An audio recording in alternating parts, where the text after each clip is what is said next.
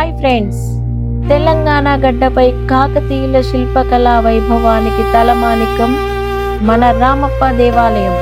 ములుగు జిల్లాలోని వెంకటాపూర్ మండలంలో ఉన్న పాలంపేట గ్రామంలో ఈ అద్భుత కట్టడం కొలువై ఉంది. యునెస్కో వారసత్వ కట్టడంగా గుర్తింపు పొందిన ఈ ఆలయ చిరునామా మరియు విశేషాలను ఇప్పుడు మనం వివరంగా తెలుసుకుందాం. మరొక ప్రత్యేకమైన ఎంతో విశేషపూరితమైన దేవాలయం మీకోసం మా వ్యూవర్స్ అందరికీ ప్రత్యేకంగా చూపించాలన్న దృఢ సంకల్పంతో మేము షూట్ చేయడం జరిగింది. ఈ దేవాలయాన్ని క్రీస్తు శకంలో కాకతీయ చక్రవర్తి గణపతి దేవుని కాలంలో ఆయన సేనాని రేచర్ల రుద్రుడు నిర్మించారు. ఈ గుడికి ఒక ప్రత్యేకత ఉంది. సాధారణంగా గుడికి అందులో ఉండే దేవుడికి పేరు ఉంటుంది, కానీ ఈ గుడిని అద్భుతంగా చెక్కిన ప్రధాన శిల్పి రామప్ప దేవాలయం అనే పేరు వచ్చింది. ప్రపంచంలో శిల్పి పేరుతో పిలువబడే ఏకైక దేవాలయం ఇదే. మరి ఇంజనీరింగ్ అద్భుతాలు అంటే మనకు అంత చిక్కని విధంగా ఆ ఇంజనీర్ గారు కానీ ఎవరైనా ఈ ఆలయానికి సంబంధించిన ప్లాన్ అయితే ఇచ్చారు. రామప్ప గుడి గురించి మనం మాట్లాడుకునేటప్పుడు 3 ముఖ్యమైన విషయాలు తెలుసుకోవాలి. మొదటిది నీటిలో తేలే ఇటుకలు, రెండవది శాండ్ బాక్స్ టెక్నాలజీ, మూడవది నల్ల రాతి శిల్పకళ. మనం ఇప్పుడు ముందుగా మొదటి నీటిలో తేలే ఇటుకల గురించి తెలుసుకోబోతున్నాం. ఈ గుడి శిఖరం పైన ఉన్న ఇటుకలు చాలా తేలికగా ఉంటాయి. వీటిని నీటిలో వేస్తే అవి మునగకుండా తేలుతాయి.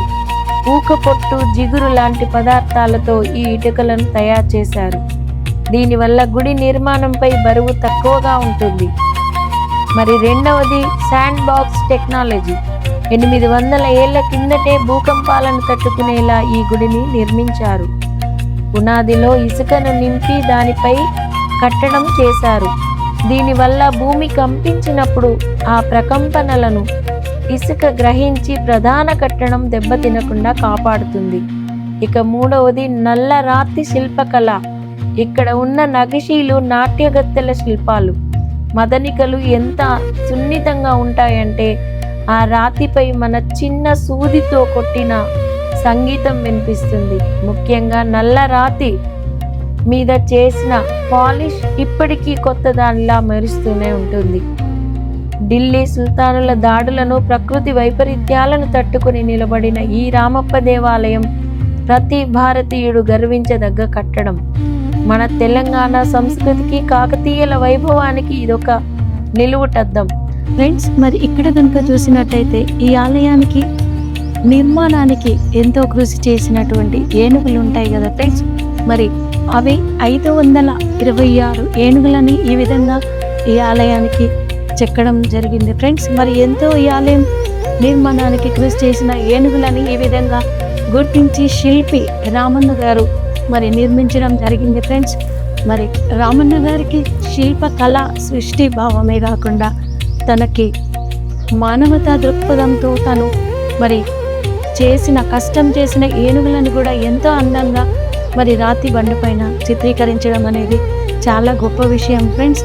మరి ఈ ఆలయంలో ప్రతి ముఖంలో, ప్రతి గోపురానికి, ప్రతి దాంట్లో మరి ఆ విఘ్నేశ్వరుడిని కూడా చూపించడం జరిగింది ఫ్రెండ్స్. మరి ఎంతో విశేషపూరితమైన ఈ ఆలయాన్ని మీకు ఈ ఆలయం స్టోరీని ఈరోజు ఈ వీడియోలో చూపించబోతున్నాను ఫ్రెండ్స్. ఆ రోజుల్లో గోర్లు కూడా పెంచుకున్నట్టు కూడా చెక్ చూపెట్టారు మనకు. ఈ శిల్పం 12 శిల్పాలలో 5లో చిన్నదిగా ఉంటుంది. ఒక కోయస్త్రీలానే ఇచ్చారు, అడిగి పెట్టినట్టుగా. ఆమె అడవిలో ఉన్నట్టుగా, ఒక చెట్టు మీద కోతున్నట్టుగా, ఒకసారి పక్షి ఉన్నట్టు కూడా చెప్పారు. ఆమె తలపైన కోతి పక్షి. ఆమె వేట వెళ్ళినప్పుడు ఆమె కాళ్ళు ముళ్ళు గుచ్చుకుంటే ఆమె సర్వెంట్ వచ్చి ముళ్ళుని తీస్తున్నట్టు చూపెట్టారు. ఏదైనా గుచ్చుకున్న అక్కడ వాపు వస్తుందిగా, వాపు కూడా చెక్కారు శిల్పం. న్యాచురల్గా వాపు కూడా చెక్కి చూపెట్టారు. ఈ నల్లరాయిలో చూసామండి. ఒక ఏనుగు తొండం మీద చిన్నగా సైనికులు ఉంటారు, కత్తి డాల్ పట్టుకుంటారు. ఆ పైన సింహం ఉంటుంది. ఒకటే రాయిలో 3 శిల్పాలను చెక్కారు. వీటిని గజ కేసరి అంటారు. గజ అంటే ఏనుగు కేసరి చెప్తుంది కదా. గణపతిదేవ చక్రవర్తికి బిరుదున్నాయి. హరి గజ కేసరి, రాయ గజ కేసరి. అంటే వాళ్ళు ఏందంత బలవంతులు, సింహం అంత ధైర్యవంతులు కాకతీయులోనే వాళ్ళు బిరుదు ఇచ్చారు. వాళ్ళ బిరుదుల గుర్తిపోయి ఇలా శిల్పాలను టెంపుల్ గుర్తు మొత్తం 28 పెడుతున్నారు. ఈ టెంపుల్ ఏమో ఇది కాళేశ్వర ఆలయం అంటాం. నంది ఉంటుంది. అది ఇంకా ఫస్ట్ టెంపుల్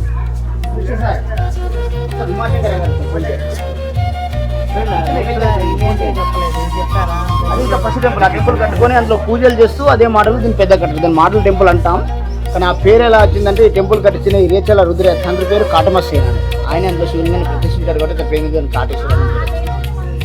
కాటేశ్వర ఆలయం. ఈ టెంపుల్ నదివాడ పేరు కూడా పడిపోతే వీటి కూడా పునర్నిర్మాణం చేశారు. 1999లో ఇప్పి కట్టారు.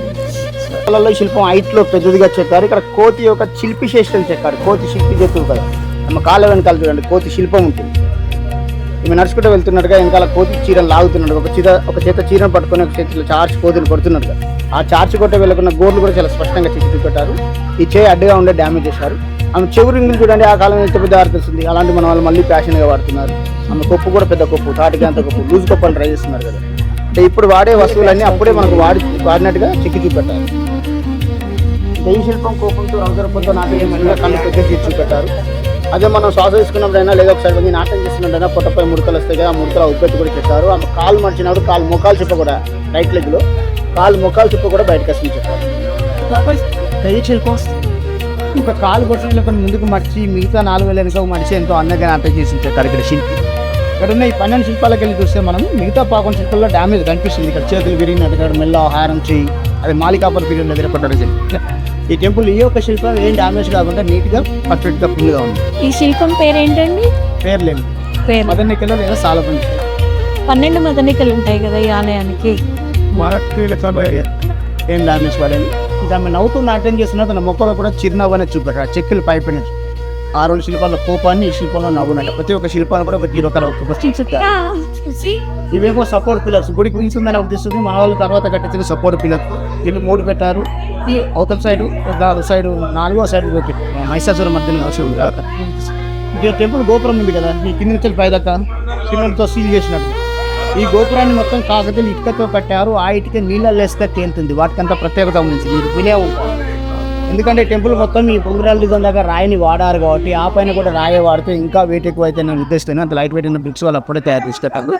ఆ ఇటుకలు కూడా మనకు 1995 దాకా ఇట్లా ఓపెన్ ఉండేది. ఇట్లా ఇవి కూడా ఇట్లా కనిపిస్తాయి బయట.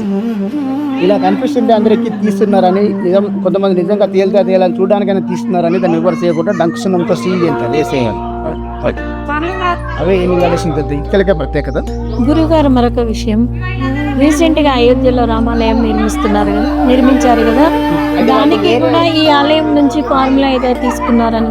షాన్బాగ్ టెక్నాలజీ అని వాళ్ళు టెక్నాలజీలో కడుతుంటే ఇది 1000 year కెపాసిటీ. షాన్బాగ్ టెక్నాలజీ ఇష్టం మీద కట్టడం వల్ల ఏదైనా భూకంపాలు సంబంధించినప్పుడు బిల్డింగ్ కూర్చుంది కూడా కూలదు.